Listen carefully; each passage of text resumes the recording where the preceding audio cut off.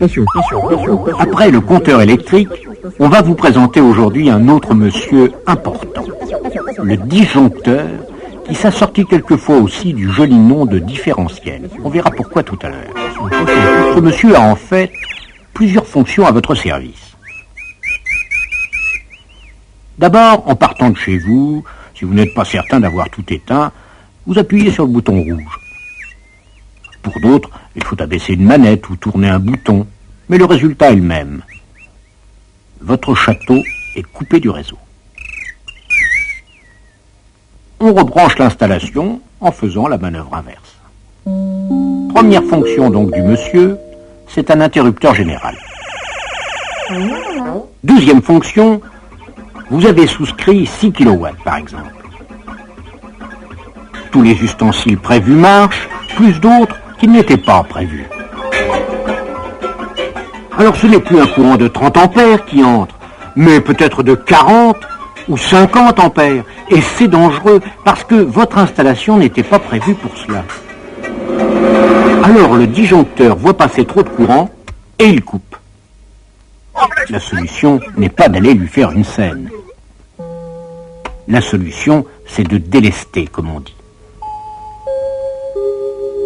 Telle est la deuxième fonction du disjoncteur. Troisième fonction, il vous protège contre les courts-circuits. S'il y a quelque part une prise qui a des faiblesses, il y a court-circuit. Le courant augmente brusquement, le disjoncteur coupe immédiatement. Troisième fonction du disjoncteur, c'est un coupe-circuit.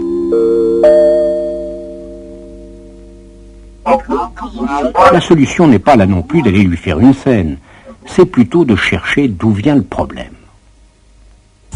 Quatrième fonction, jusqu'à maintenant, on n'a dessiné que le courant qui entre, mais il est bien évident que chez vous, comme dans tous les circuits électriques, le courant qui sort est exactement égal au courant qui entre, en principe, car l'électricité convoite d'autres chemins.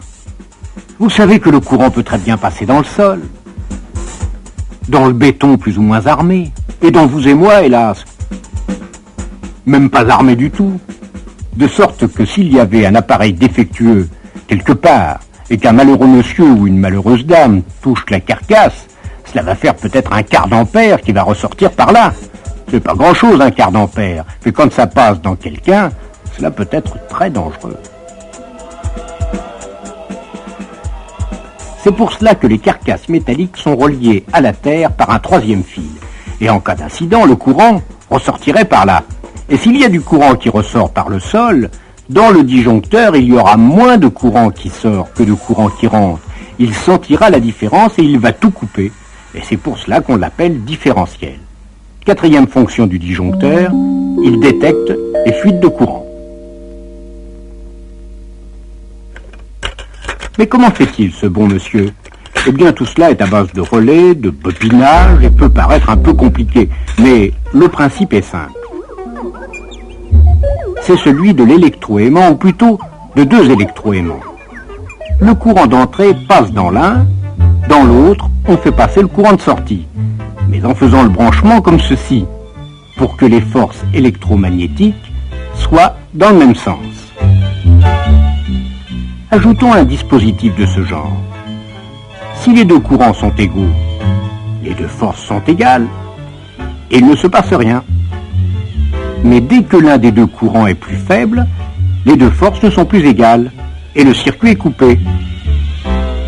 Si c'est l'autre courant qui est le plus faible, le circuit est coupé aussi.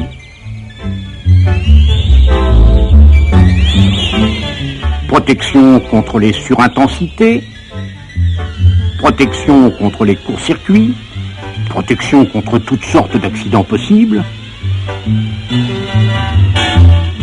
On peut dire que monsieur le disjoncteur est vraiment l'ange gardien de la maison.